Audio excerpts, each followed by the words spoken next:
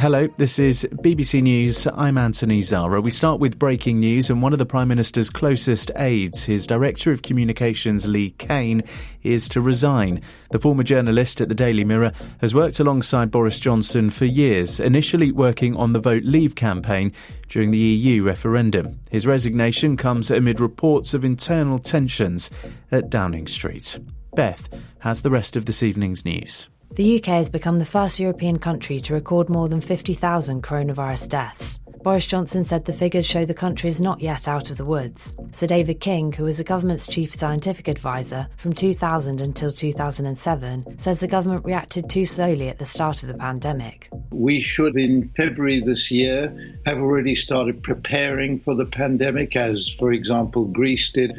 By the time we got to March, we should have been in a position where our hospitals had all the equipment they needed to handle it. We should have been refinancing the public health service to do a full test and trace analysis. A nurse has been charged with murdering 8 babies at the Countess of Chester Hospital.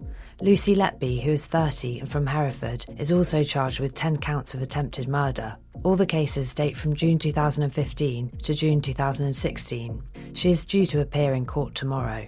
A car has crashed into Edmonton Police Station in North London. The vehicle struck the building shortly before 7 p.m. on Wednesday. A man has been arrested. The Metropolitan Police say the station has been evacuated and they have not been told about any injuries. The southern state of Georgia in the United States will undertake a full manual recount of votes cast in last week's presidential election. The original count put Joe Biden more than 14,000 votes ahead of Donald Trump. Georgia's Republican Secretary of State, Brad Raffensperger, said he'd ordered the audit because the margin was so close. Mathematically, you actually have to do a full hand-by-hand recount of all because the margin is so close. Right now, it's 14,101. So it's really just the mathematics, the statistics, the probability theorems that we use for the risk limiting that are taking us to that extent. Recounts have rarely led to a change in results, and even if Joe Biden lost Georgia, he would still be the winner of the presidential election.